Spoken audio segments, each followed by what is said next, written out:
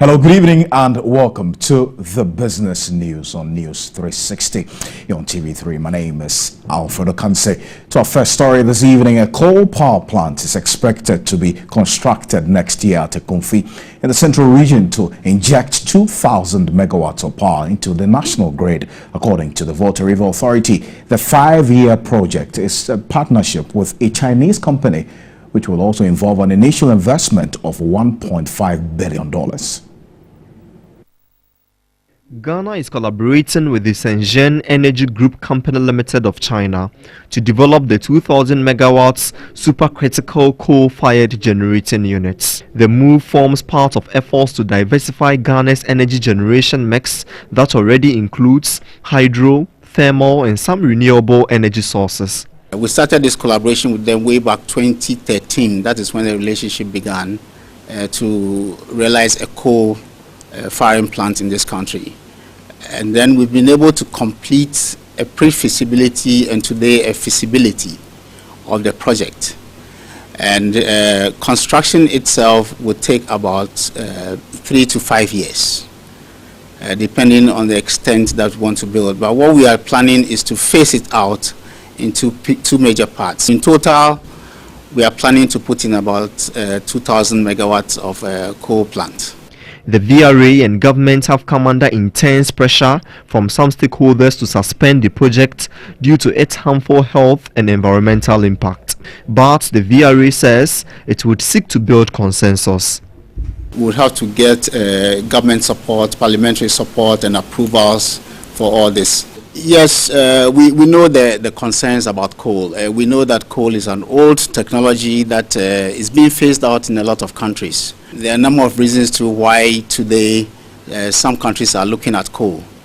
What we are bringing up, we call it clean coal technology. Today, with these things that are coming, these features that you would normally put in the coal plant, it allows you to arrest these greenhouse gases that we are talking about. It allows you to reduce the acid rain, to reduce nitrous oxides that would go into the atmosphere.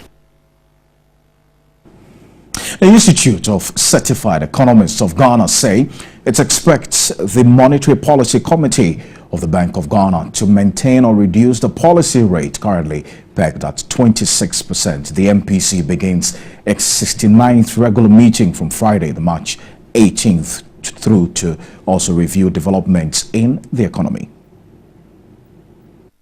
In January this year, the Monetary Policy Committee of the Bank of Ghana maintained its policy rate at 26%, citing a slowdown in inflation as a result of its tight monetary policy stance.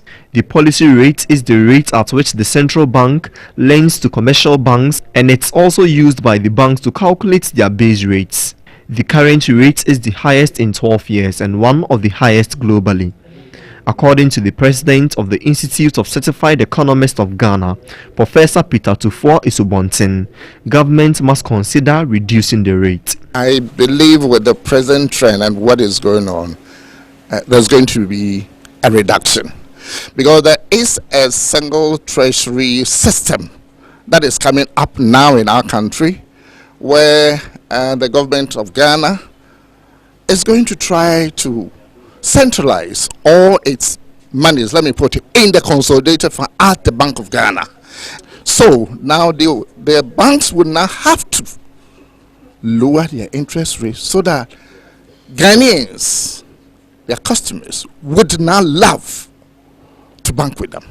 Speaking on the sidelines of a ceremony to confer honorary membership on the Turkish ambassador in Ghana, Nazrin Bayazet, the chief executive of the institute, Daniel Pempe Amate, said government can also consider maintaining the rate to allow the private sector some room to operate.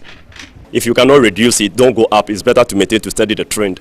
I think it will be expedient on the part of the managers of the economy to stop borrowing from the domestic market. Once government is borrowing at a high rate, what it means that they are being denied of that excess liquidity. And of course, government borrowing is the safest, and hence the interest rate is also juicy. Corporate Services Executive of MTN, Cynthia Lomo, has encouraged women to strive harder to achieve their aims while closing the gender disparity gap within the workplace.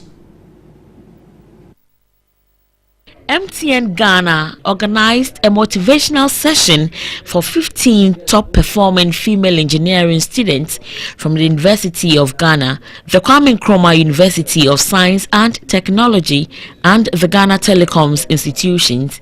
Corporate Services Executive of MTN, Cynthia Lumo, outlined guiding principles young women can follow to become successful and make strides within their chosen career. She also encouraged women to strive harder to achieve their aim whilst closing the gender disparity gap within the workspace. The first step is actually admitting that it's there, recognizing the gaps in the way that our workplaces work that creates these disparities and making the attempt to remove them. Other speakers, including the CEO of Airtel Ghana, Lucy Quest, also motivated the young ladies by sharing their success stories. Again, MTN organized a workshop to discuss employee wellness and mental health for its staff at their head office in Accra. Dubbed Mankomo, a panel of MTN female employees shared ideas on several issues bothering women. Head of Human Resource at MTN, Ama Benamponsa, said celebrating a day like this brings out the best in women. There are so many initiatives that tell us that some things are for men and some things are for women. But I must say we've moved on a lot, and I must say that corporate bodies are doing a lot more to promote gender parity. If you come to MTN Ghana specifically, from the way we hire to the way we retain employees, there's nothing like men having an advantage over women. I must say that we even put in extra effort and extra initiatives to make women more comfortable in the workplace. That's it for business this evening.